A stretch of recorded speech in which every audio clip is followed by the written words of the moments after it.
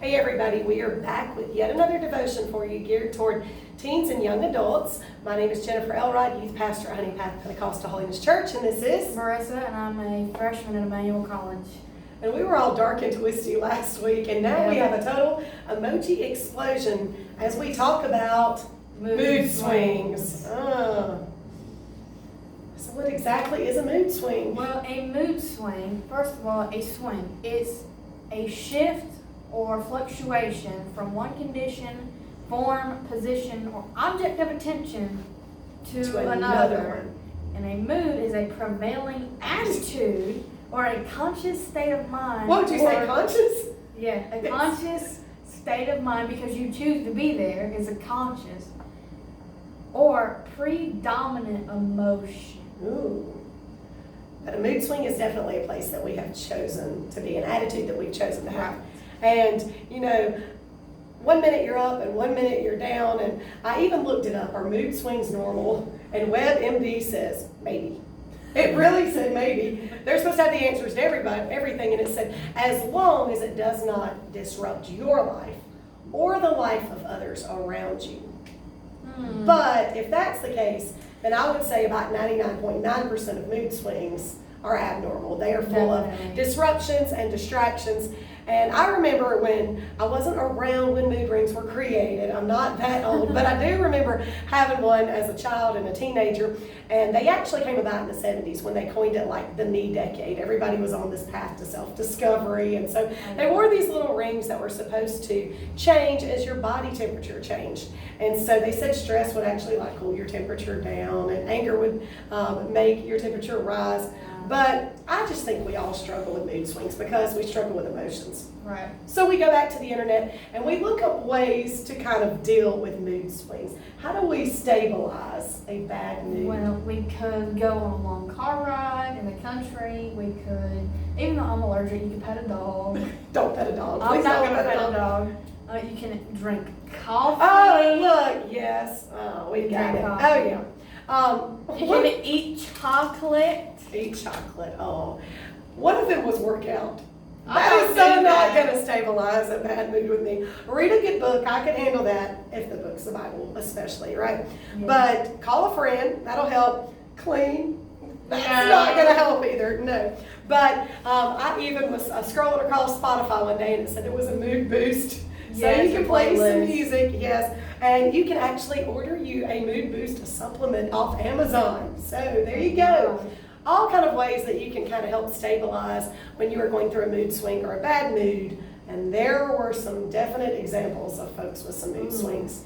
In 1 Samuel, we see Israel's first king, Saul, suffered from severe mood swings. I'm talking like life-threatening kind of mood swings. In chapter 18, some women were kind of making some side comments about how David had killed more people than Saul, and it incited him. He was mad. It said he eyed David for the rest of his days. In chapter 19, so that one little comment though, totally completely changed for the rest of his life. Yes. Well, then 4 verses later in the same chapter, the Spirit of the Lord came and fell on David, and Saul was deathly terrified of him. I mean, this guy keeps changing emotions like crazy. And it cracks me up that when he's in the middle of a bad mood, the person he wants to call for is David. Yes. To sit there and play the little harp, but that's the person he wants to kill. Because in chapter 20, Jonathan, he's actually trying to protect David because David is trying to flee from said spear from Saul. And Saul chucks a spear at his own son out of pure anger. He'd done it multiple times to David, but now to his own son? Yes. That's what happens when we act out of our fleshly emotion instead of being quick to listen, slow to speak, slow to anger.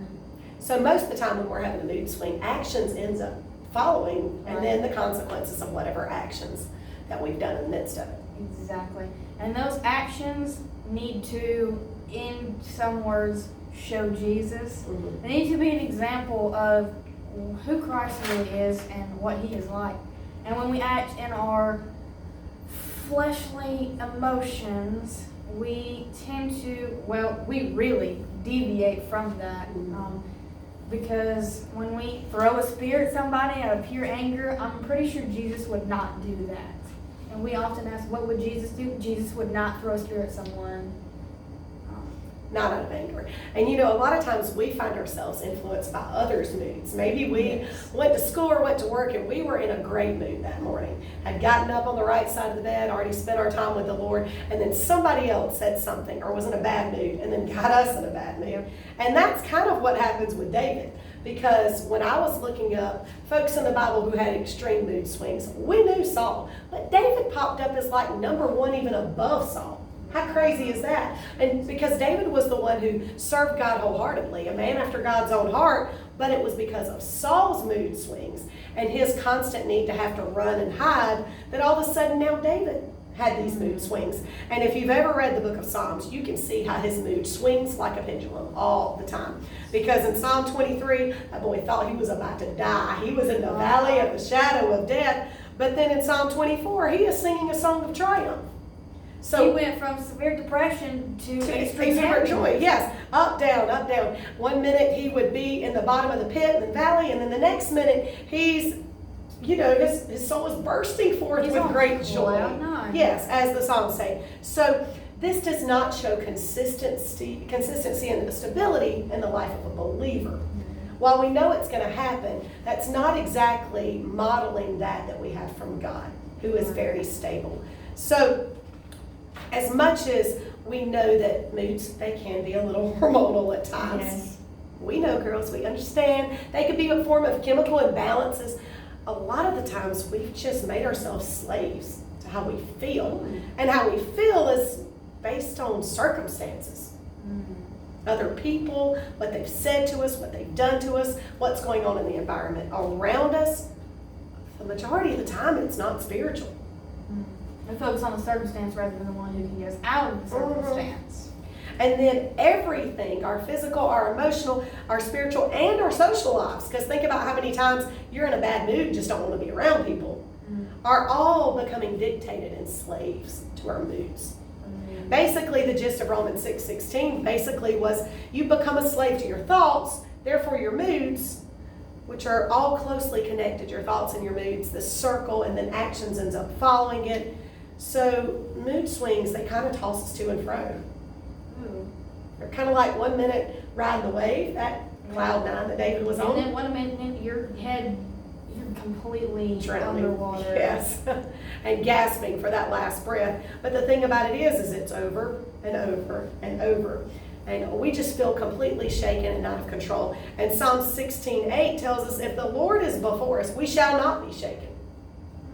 So we all know that mood swings are going to come, but how often we let them hang around, how long we let them help us go up or down, escalate our moods, how we treat other people. Wouldn't it be nice if our mood swings were really nothing more than just colors on a ring, not something that's affecting us and all those around us?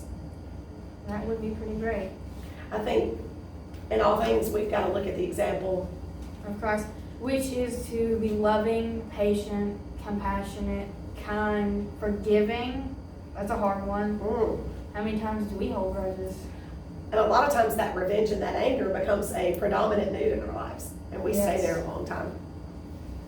So in all things, we strive to be an example of Christ. We strive to show Jesus in our actions and not let our emotions dictate how we act or even who we could become because of it. Because anger can take over and completely change you into a new person. And when we have all these mood swings going at one time, it's about like trying to juggle. Marissa's going to show us she can juggle. Can you juggle? I can try. Well, this is totally what it looks like. When we have all these mood swings going at one time, obviously we're going to drop the ball somewhere or with somebody. We're going to go ahead and close out in a word of prayer. Go ahead, close us up. All right. Dear Lord, we thank you for this day. We thank you for this opportunity. We pray for those who are just in a circumstance that's caused them to have mood swings. Maybe they have withdrawn from people. Maybe they have withdrawn from you. I pray, Lord, that they would draw closer to you rather than away. In Jesus' name, amen. All right, tune in next week. We'll see you guys later. Bye.